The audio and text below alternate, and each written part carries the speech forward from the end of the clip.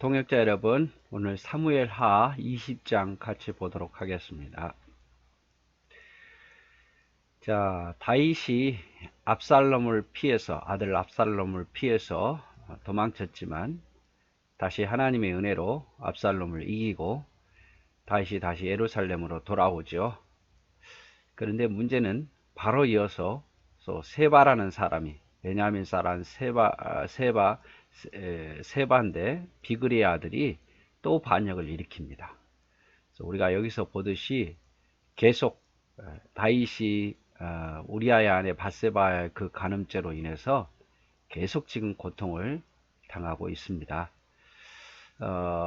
암논이 다말을 강간하고 또 압살롬이 암논을 죽이고 그리고 압살롬은 도망쳤다가 다시 돌아왔는데 아버지를 반역해서 또 아버지를 쫓아내고 이 문제가 좀 해결된가 싶더니 또다시 이제 유다 사람들과 나머지 이스라엘 사람들의 어떤 갈등의 문제로 인해서 세바가 반역을 일으키게 되죠. 그래서 다윗은 고통이 계속 이어지고 있습니다. 자, 1절 볼까요? 마침 거기에 불량배 하나가 있으니 그의 이름은 세바인데 베냐민 사람 비그리의 아들이었더라. 그가 나팔을 불며 이르되 우리는 다윗과 나눌 분깃이 없으며 이세 아들들에게 받을 유산이 우리에게 없도다. 이스라엘아 각각 장막으로 돌아가라 하매 이에 온 이스라엘 사람들이 다윗 따르기를 그치고 올라가 비그리의 아들 세바를 따르나 유다 사람들은 그들의 왕과 합하여 요단에서 예루살렘까지 따르느니라. 불량배라고 말했죠. 세바라는 사람이 불량배인데 베냐민 사람입니다. 그래서 사울왕과 같은 그런 지파 출신이죠. 이 사람이 백성들의 마음을 훔친 거죠. 우리가 앞에서 보았지만 다윗이 다시 왕궁으로 돌아올 때 유다 사람들은 대환영했잖아요. 먼저 그것에 대한 나머지 이스라엘 사람들이 불평한 거죠. 너희가 뭔데 너희만 이렇게 앞장서서 왕을 환영하느냐, 우리는 뭐냐, 이렇게 할 때 유다 사람들과 나머지 이스라엘 사람들이 서로 갈등이 있습니다. 이 갈등이 있는 가운데 세바가 나타나 가지고 이 갈등을 이용한 거죠. 야, 우리 그러면 다윗을 따르지 말자. 우리가 다윗을 따를 이유가 뭐냐, 나를 따르라 하면서 나머지 이스라엘 사람들을 마음을 빼앗아서 자기를 따르게 하죠. 그러나 유다 사람들은 그들의 왕 다윗과 합하여서 요단에서 예루살렘으로 따르는 것을 볼 수 있습니다. 3절 볼까요? 다윗이 예루살렘 본궁에 이르러 전에 머물러 왕궁을 지키게 한 후궁 10명을 잡아 별실에 가두고 먹을 것만 주고 그들에게 관계하지 아니하니 그들이 죽는 날까지 갇혀서 생과부로 지내니라. 예루살렘에 남겨놓았던 다윗의 후궁 10명, 압살롬이 되냐되 백성들이 보는 앞에서 강간을 행하죠. 그래서 다윗이 돌아와서 이 후궁들은 별궁에 두게 했다 이 말이죠. 이미 부정해졌으니까 이들과는 다윗이 관계를 하지 않았다 이렇게 표현을 하고 있습니다. 왕이 아마사에게 이르되 너는 나를 위하여 3일 내로 유다 사람들을 큰 소리로 불러 모으고 너도 여기 있으라 하니라. 아마사가 유다 사람을 모으러 가더니 왕이 정한 길에 지체된지라. 자, 왕 다윗 왕이 아마사에게 유다 사람들을 모아서 아비새를 추격하라고 이야기를 하죠. 세바를 추격하라고 이야기를 합니다. 네, 아마사가 왜 이 유다 사람들을 모으지 못했는지 정확한 이유는 없어요. 그런데 우리가 알듯이 아마사는 원래 다윗 왕의 아들 압살롬을 따르던 사람이었잖아요. 그런데 다윗이 이 아마사를 등용하죠. 그의 죄를 용서하고 등용하고 또 요압을 어떻게 보면은 견제하기 위해서 요압이 압살롬을 죽였잖아요. 머리카락이 걸려있는데 왕이 죽이지 말라 했는데 죽였고 그런 어떤 요압의 괘씸한 행동 때문에 아마 요압을 군대 장관이 아닌 잠시 동안 아마사를 군대 장관을 삼아서 유다 사람들을 군사를 모으라고 했지만 유다 사람들이 협조를 안 했는지 아니면 아마사가 일부러 이렇게 정치했던지 모르겠지만 아마사가 왕이 정한 기일에 군사를 모으지 못합니다. 그래서 다윗이 아마사 대신에 다급해지니까 다윗이 6절에 이에 아비새에게 이르되 이제 비그리의 아들 세바가 압살롬보다 우리를 더 해하리니 너는 내 주의 부하들을 데리고 그의 뒤를 쫓아가라. 그가 견고한 성읍에 들어가 우리를 피할까 염려하느라 하매 요압을 따르는 자들과 그렛 사람들과 블레셋 사람들과 모든 용사들이 다 아비새를 따라 비그리의 아들 세바를 뒤쫓으려고 예루살렘으로 나왔더라. 예루살렘에서 나왔더라. 그래서 마음이 이제 다윗이 조급해지니까 아마사에게 군대를 모집하라고 보냈는데 늦으니까 아비새에게 이제 권한을 줘서 지금 있는 군사들이라도 데리고 가서 세바를 추격하라고 말하죠. 세바가 이대로 두었다가는 군대가 점점 커져서 안 되고 또 견고한 성읍에 들어가면 세바를 죽이기가 힘드니까 급한 마음에 이제 아비새를 다윗이 명해서 세바를 추격하게 하죠. 그리고 요압도 같이 따라갑니다. 8절 기브온 큰 바위 곁에 이름에 아마사가 맞으러 오니 그때 요압이 군복을 입고 띠를 띠고 칼집에 꽂은 칼을 허리에 맸는데 그가 나아갈 때에 칼이 빠져 떨어졌더라. 이제 기브온에 이르렀을 때에 드디어 유다 사람들을 군사를 모으려는 아마사를 맞이하게 됩니다. 아마 군사를 다 모집해서 늦게 이제 아비새와 요압이 출발하고 난 뒤에 이렇게 맞으러 온 것 같아요. 그러니까 요압이 또 기분이 안 좋죠. 또 압살롬을 따르는 장수 아니었습니까? 그러니까 기분이 안 좋아요. 그래서 일부러 칼집에 칼을 떨어뜨리게 했고 그에게 다가갑니다.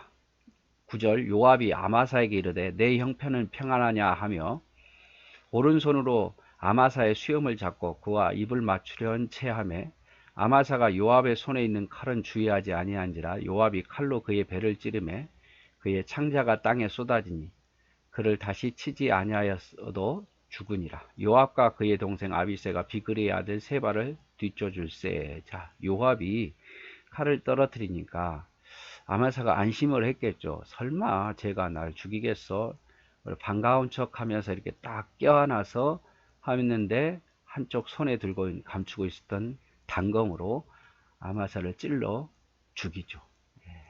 그래서 참 요압은 우리가 계속 보았듯이 아브넬도 사울의 아들이었던 그 장군 아브넬도 불러다가 죽이고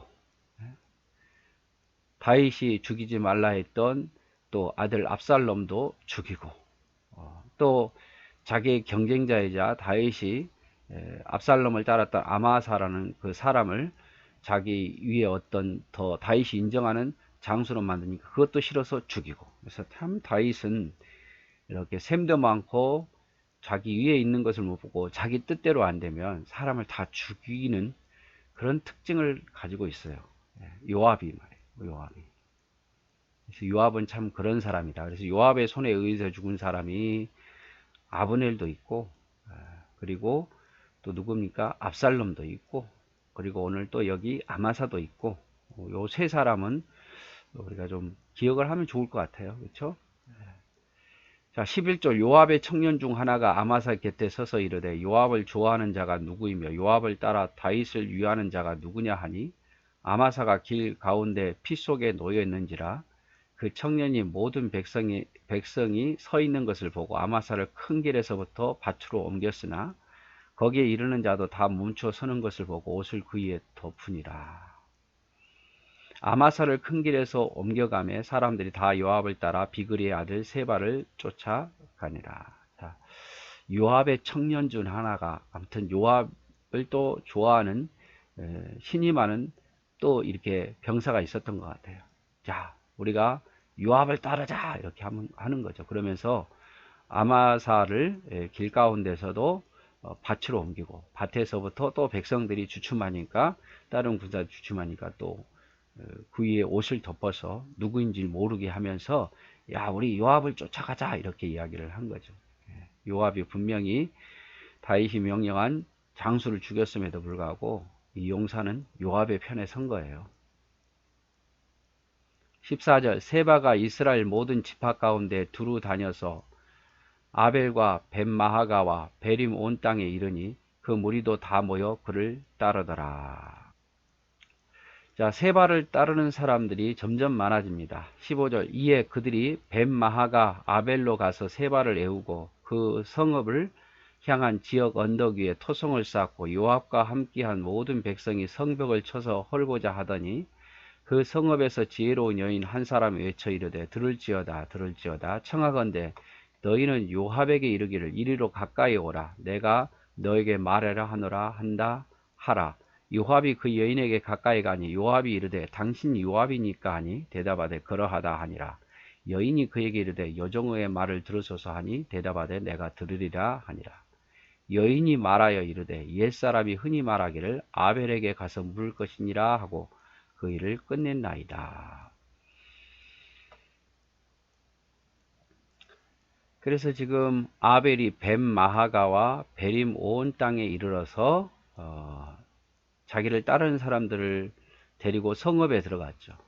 그런데 지혜로운 한 여인이 요압을 만나자고 하고 요압에게 요청을 합니다. 다 죽일 필요가 있겠습니까? 내가 이 사람을 세바를 내어줄 테니까 우리 성은 보살펴 주옵소서 이렇게 이야기를 하죠. 나는 이스라엘에 화평하고 충성된 자 중에 하나이거늘 당신이 이스라엘 가운데 어미 같은 성을 멸하고자 하시는다. 왜 우리 성을 멸하려고 합니까? 세바가 여기 있다고 우리 사람들을 다 죽이려고 합니까? 어찌하여 당신 여호와의 기업을 삼키고자 하시나이까 하니 요압이 대답하여 이르되 결단코 그렇지 아니하다. 결단코 그렇지 아니하다. 삼키거나 멸하거나 하려 함이 아니니 그 일이 그러한 것이 아니니라. 에브라임 산지 사람 비그리의 아들 그의 이름을 세바라 하는 자가 손을 들어 왕 다윗을 대적하였나니 너희가 그만 내주면 내가 이 성벽에 떠나리라 하니라. 여인이 요압에게 이르되 그의 머리를 성벽에서 당신에게 내어 던지리라 하고. 요압이 말하죠. 너희 성을 멸하지 않겠다. 세바만 내어주면 우리가 너희 성을 치지 않겠다 이렇게 말하죠. 그 이야기를 들은 여인이 내가 세바를 잡아다가 당신에게 머리를 던지리라 이렇게 말하죠. 22절 이에 여인이 그의 지혜를 가지고 모든 백성에게 나가매 그들이 비그리의 아들 세바의 머리를 베어 요압에게 던지니라. 이에 요압이 나팔을 불매 무리가 흩어져 성읍에서 물러나 각기 장막으로 돌아가고 요압은 예루살렘으로 돌아와 왕에게 나아가니라. 그래서 이 여인의 어떻게 보면 지혜로 말미암아 같은 민족이 더 이상 죽는 일이 없게 됐죠. 요압은 이스라엘 온 군대의 지휘관이 되고 여호야다 아들 분야야는 그렛 사람과 블레셋 사람의 지휘관이 되고 요압이 다시 군대의 총지휘관이 됩니다. 분야야는 그렛과 블레셋 사람의 지휘관이 되고 아도람은 감역관이 되고 성을 감독하는 사람이 되죠.